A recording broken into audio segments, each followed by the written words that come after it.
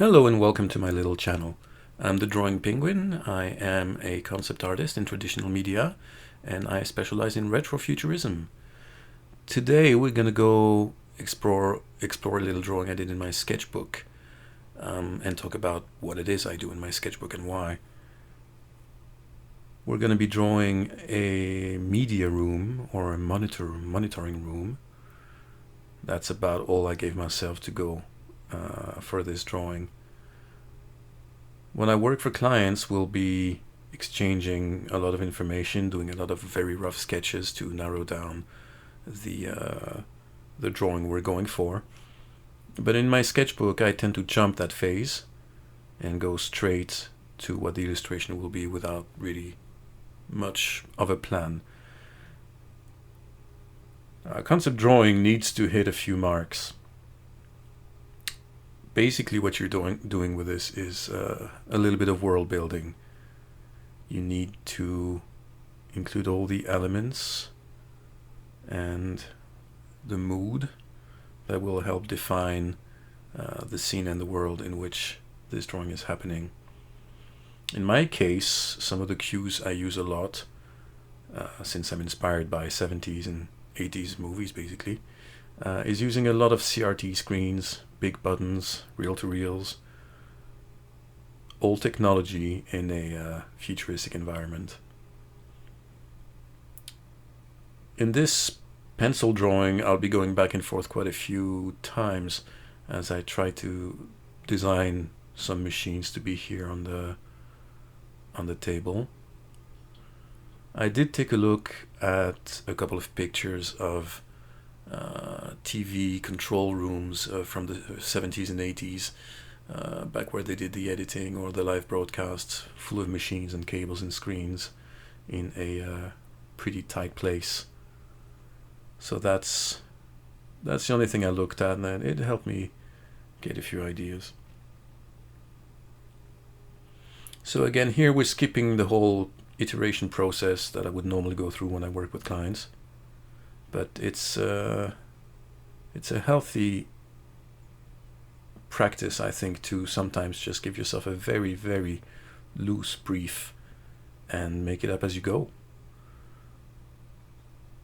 It helps not feel too much pressure because you can change whatever you want at any point in this drawing, in this process.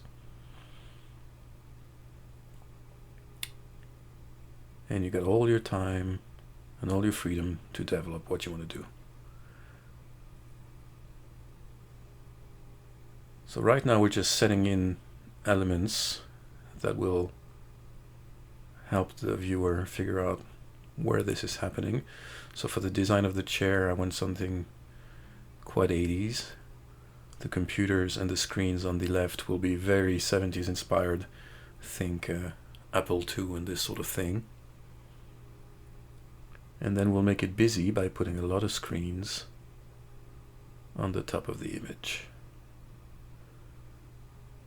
Well, here I'm obviously taking a break. Now this drawing, actually, I had to split it over a few days. I think there were 4 sessions of half an hour. The whole drawing took about 2 hours. Normally I don't do that, but it's been pretty busy these days in the house, so I had no choice. So I was talking about not pressuring yourself too much here. You see, I just changed the height of the ceiling completely because it wasn't right in the way I started. For the record, this is still a 2-point perspective drawing, like I do most of the time. Slowly you see all the elements appear here. The desk, the machines on top of it. The seating's in place now. You'll see where the screens will be.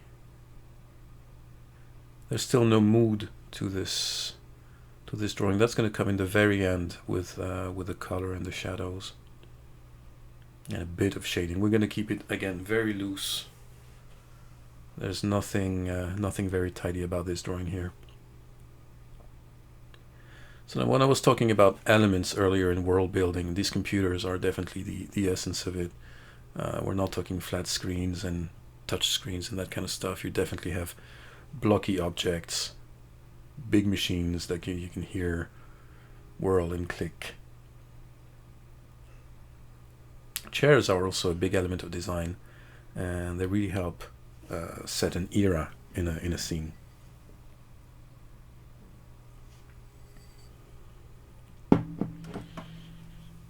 And we're slowly refining this, very slowly. Putting in the screens, a couple of keyboards, some big buttons. The headphones, I think, were fun to put on the table, just to help remind you that there is somebody that comes here sometimes, and that was probably here not long ago. One day I'll put characters in my drawings, but we're not there yet. So there you go, but I'm not happy with the way this one looks. From the start it felt a bit off. It looked like a duck head or something. I don't know, it was just weird. So instead I draw a computer which is basically an Apple II with a weird double screen on top. Two small CRTs. There we go, no need for the ruler for this. We can be pretty loose again, just remember where the vanishing points are. Loosely, lightly putting in elements in the back wall here. Here we move to another day. Brutally. And I gotta figure out something to fill in this space.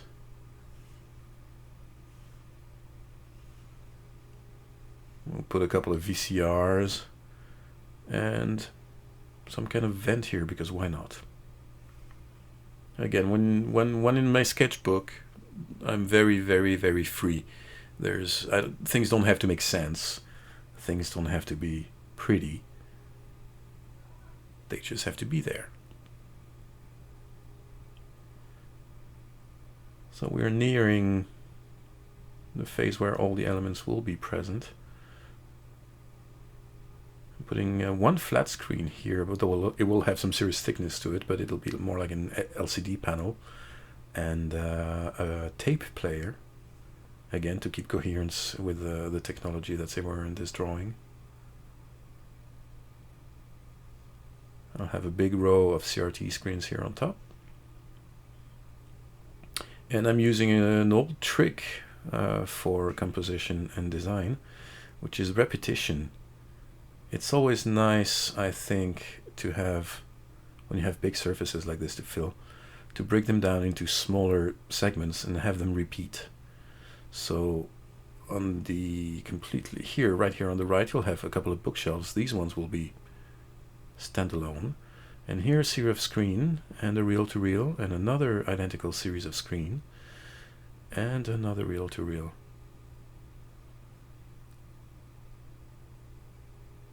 I think it's visually pleasing, and it's more pleasing than a bunch of random blocks of screens or whatever I could have put in there. Repetition makes the brain happy. So there we go, basic line work now, just going over the pencil.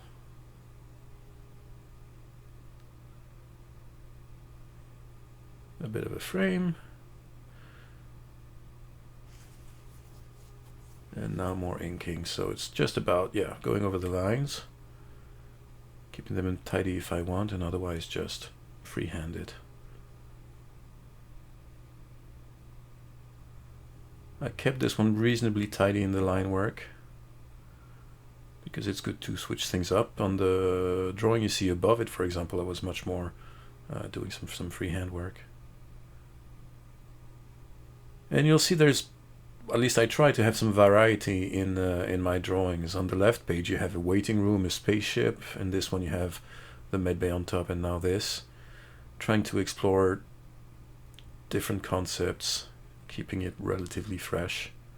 It's good for practicing your creativity. There we go, big thick outlines again. That's not an absolute must, but I think it helps elements pop out.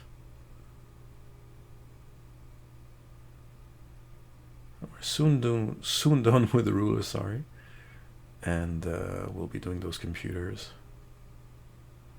And then we'll get to the light, which was interesting and challenging.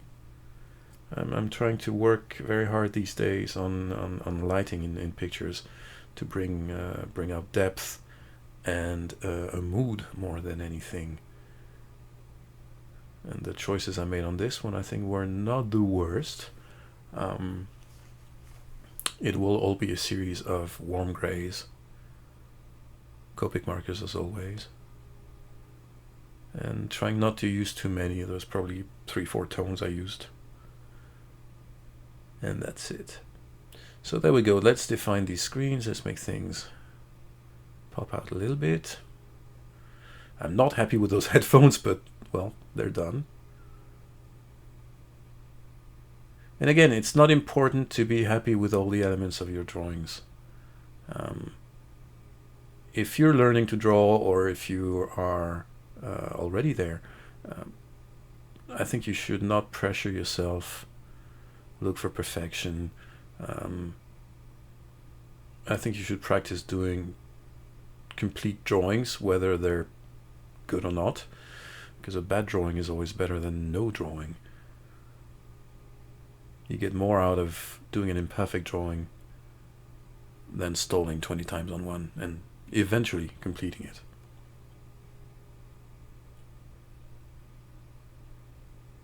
So now we've got the design part done. The elements are there. We have our volume, we have our technology. Now we're going to start working a little bit on the mood. I like to put labels on every little screen. It's a tiny touch, but I think it makes a difference in the final drawing. It makes it that much busier, that much more lived in and used. So let's make these pop out a little. Simple shapes, all of them, nothing crazy. And then we're going to be putting a little bit of texture on these back walls here. And again, that starts to give a bit of a tone, a bit of a mood to the image.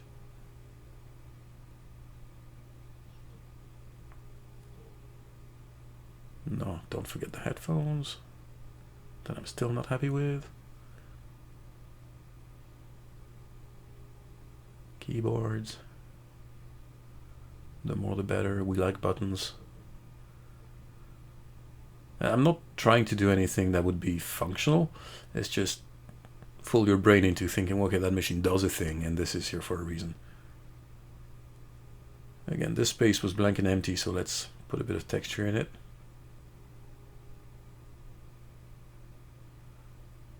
We'll do the same on the seating later.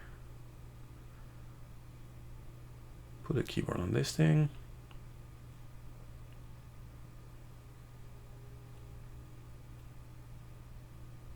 And there we go. Now we're about halfway through this time lapse, which means I've probably been drawing for about an hour at this stage, because it was a tiny bit over 2 hours in total.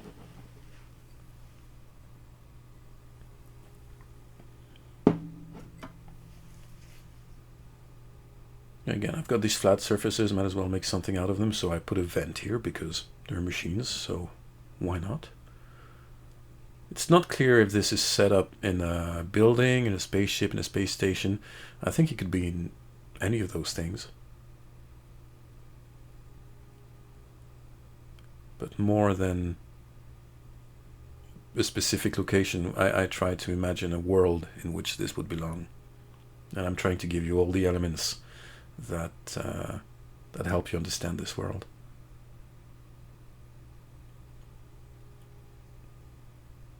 There we go, going over a few lines, putting a few more labels.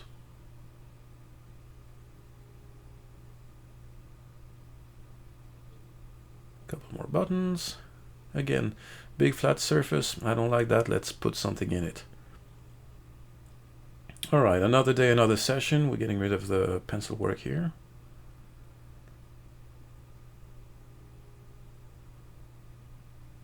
And we're going to bring out the markers. Yup. So these are Copic warm grays. I think they're, let's see, it must be a 7, a 5, and a 3, and a 1. And the one I'm holding right now is a style file cool gray 1, which I thought was too dark, so I took a cool gray 0 instead. That will be for my screens, and it will help contrast with the rest of the room, and also make it clear that these are the light source in this drawing.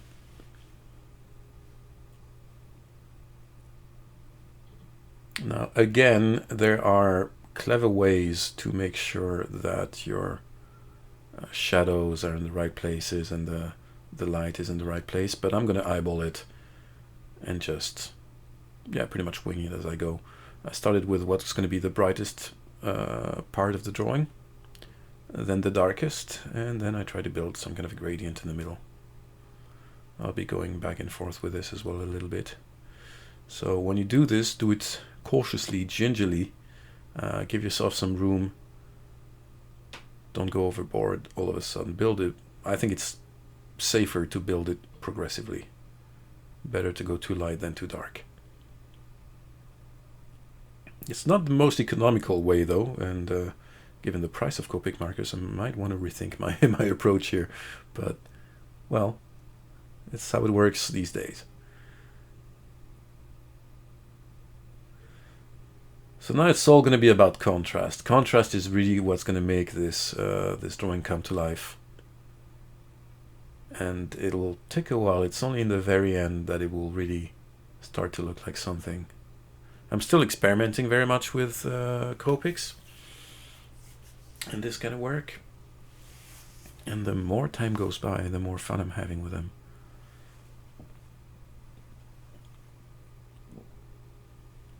So here, yeah, we're just blocking in where the light's going to be. I'm going to use this marker here in the back, but I know that in the end, I'll make it much darker. I'll rethink where the light is coming from and how it should hit different surfaces, and the back here should be quite darker.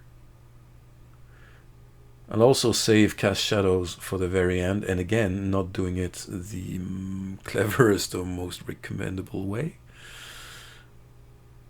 But I think I get away with it in the end. So a lot of the process in these drawings is trying to get away with it. You know roughly what you want to do, but I'm not necessarily sure how I want to do it. And yeah, I have to come up with solutions as you go. So there we go, darker background here.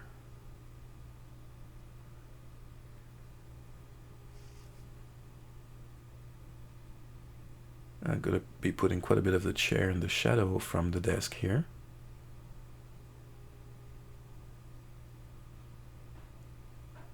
That little moment of hesitation was me not being sure how to do it, so I went to this instead while I think about it. When you see me leave something in blank like that, when it should obviously be the next step in in the drawing, it means, well, hang on, I got to think about this. I don't feel confident enough yet to try it.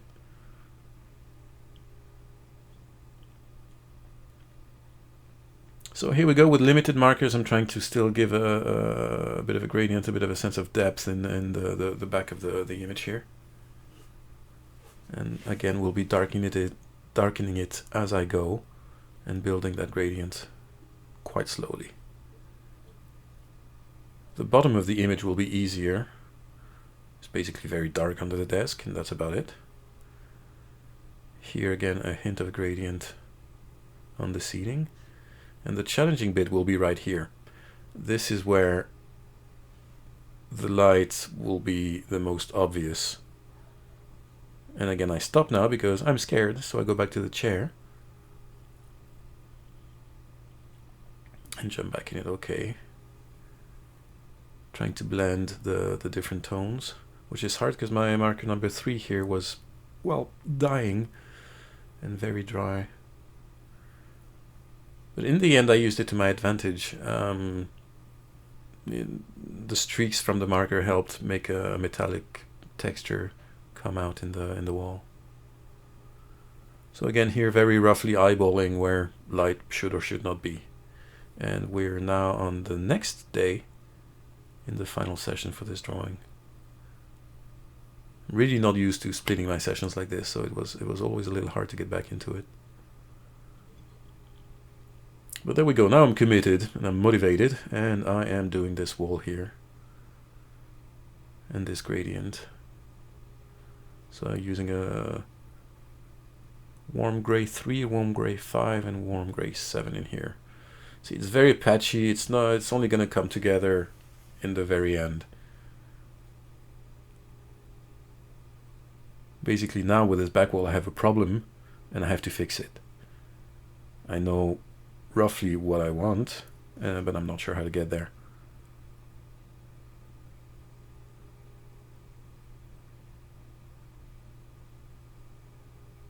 So doing the easiest here with what's under the desk. That's the darkest part of the picture, and you see how that makes things come alive all of a sudden. I think it really helped. But now I still have that chair and that back wall to deal with. So once I made a line, I'm committed. Gotta go in it. Remembering that the light falls differently on the armrests than it does on the seat of the chair.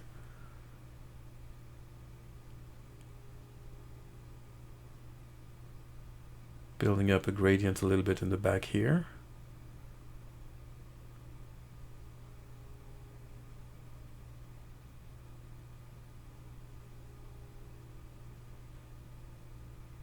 Redefining the screens a tiny bit,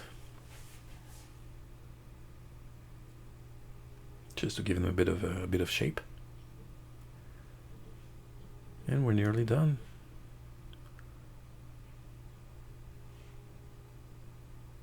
Putting a bit of shadow on the chair and then just blending together. Gonna do the same with the seat. Again, like I was saying, the contrast is what makes this drawing come to life, and it's very often the case. So don't be afraid to build it up. I used to be afraid of dark tones, but in the end I think they're often the salvation for a drawing.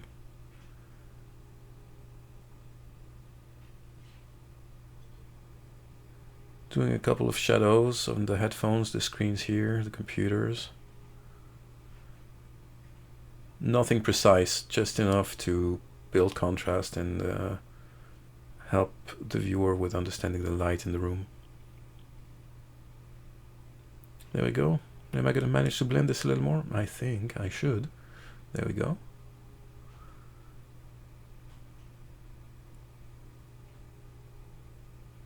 And we're pretty much there. Just a few minutes to go. A little bit more of a gradient on the angled surfaces here.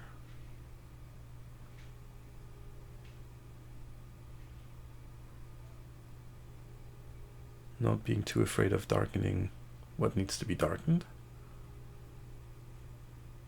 The shadows should be bigger on the computers, especially since what I've done with the little 2 monitors here. But